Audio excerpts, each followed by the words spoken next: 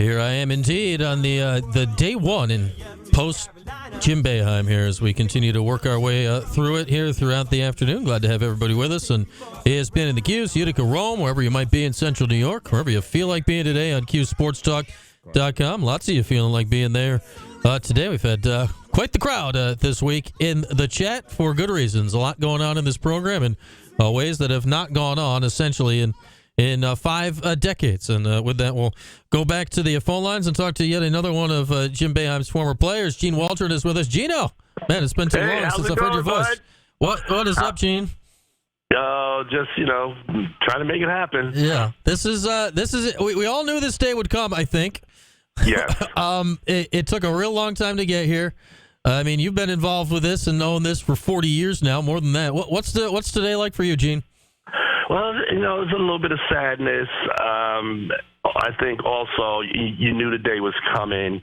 I think the way that it actually happened was a little weird, but the time is actually now. And I think for me, probably one of the biggest things, can Autry keep that group of kids that he has? And I think that could be a big reason why Coach got out so quickly, is because if he came back, I think a lot of players would have probably wanted to leave. Well, That's just my opinion. Well, we talked about it too, Gene. Like the transfer portal opens on Monday, so you talk about timing on that. Like no time like the present, right? If you're going to make a move like that, what do you think about the entirety of Jim Boeheim's career? Like you were in his first recruiting class, you were right on the heels of Louis and Bowie after that. So you go way back here. What's it been like for you to kind of watch this for the last 40 years to this point? Where you were and what you see here of late. Well, it's always been progress. The program has never really slacked off, other than maybe the last couple of years. But you can't underestimate what the man has done at the university. I mean, there's no question what he's done for the university and the community is bar none the best ever.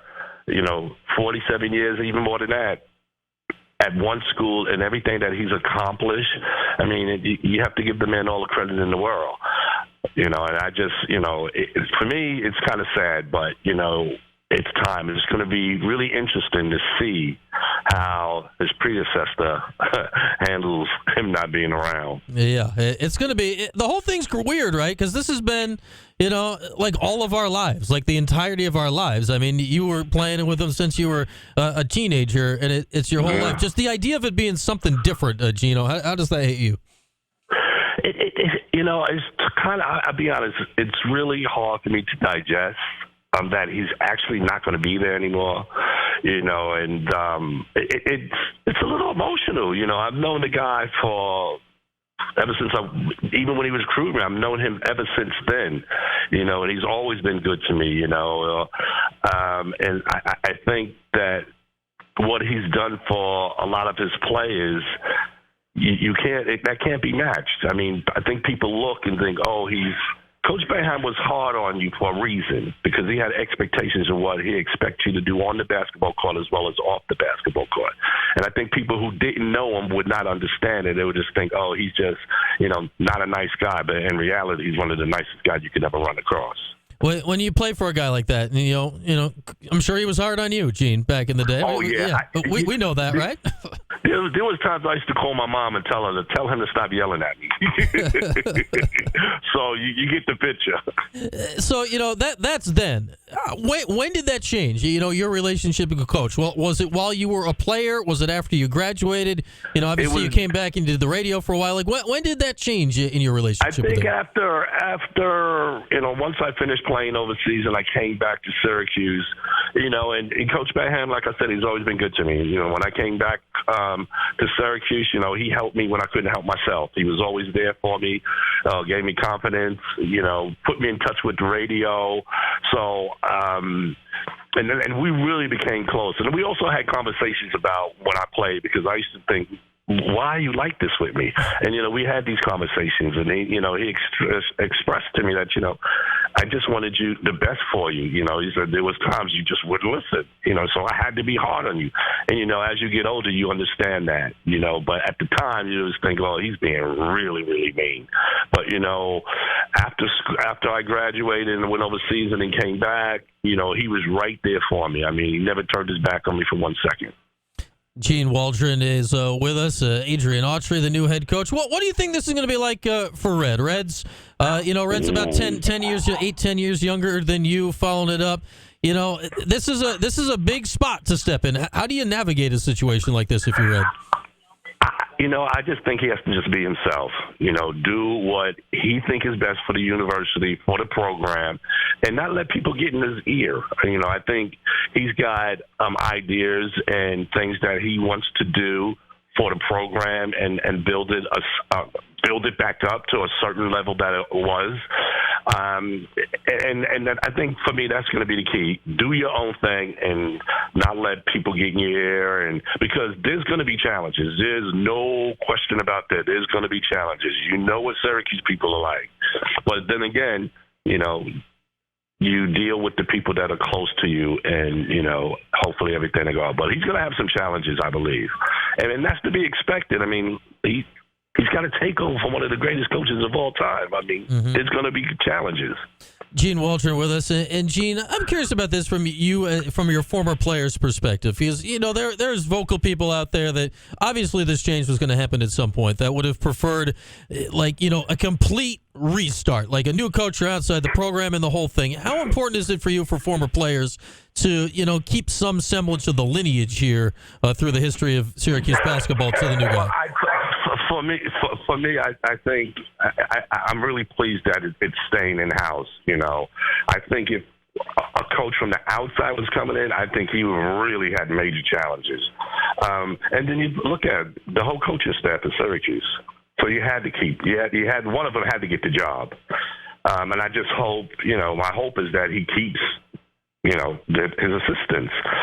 But again, he's got things that he wants to do, and so whatever he thinks is best is what he's got to do, because he doesn't owe anybody anything. He's the head coach now, so he doesn't owe anybody anything. He just has to do what's best for the program and then hope for the best. Yeah, if you're trying to fulfill some other obligations, like you're not going to win basketball games, that's kind of how that goes. What'd you make of how this all went down yesterday? Was this just the way it was always going to end, Gene? We know Coach, he's as stubborn as a mule. Like, he wasn't going to go out quietly, right? I actually didn't think that it was going to go out the way that it did. I thought he would have been, appreciative of, being the head coach and his accomplishments, and but he did say he was glad that he coached at Syracuse and some of his players, but I also believe that you listening to the end of the game broadcast and then out of the blue, Coach Boeheim's retired. I'm like, is this real? I couldn't believe it. Was just but I also believe, in my opinion, that this was probably talked about before the game was over. It had to be a couple of days beforehand, and I think even if they'd have won, something it would have came to a head anyway. And I think the loss put the icing on the cake. But I truly believe that it didn't just happen on the day. It had to be conversations. There's no question in my mind about that. No, of course, yeah. I mean, if it wasn't going to be yesterday, it was going to be today or tomorrow or something like that. I'll give you the last word, Gino. Just anything else on your mind when this hits you here? On it's been 47 years, so we got to put it all into one day. What's the last thought you got here? I'm going to miss him. I love that man. I'm going to miss him like crazy. I mean, because all you think about when you see Syracuse basketball is Coach Boeheim and all the things that he's done, the Georgetown rivalries, the Big East, how he throws his jacket and how he gets after his players and the love that he gives the community. I mean, there's just so much. You can go on and on and on. He's going to be incredibly missed. I'm glad I got him on speed dial because I can always call him up. There you go. Gino's got the digits. He's got the digits. Man, always good to chat with you, and good to get your perspective on this on a huge day in the history of the Syracuse basketball program. You got it, bud. Take care. All right, that is the great Gene Waldron. Still the all-time scoring record for a Syracuse player in the Dome. I'm sure Gene would like us to let you know that. He dropped 40 back in the day.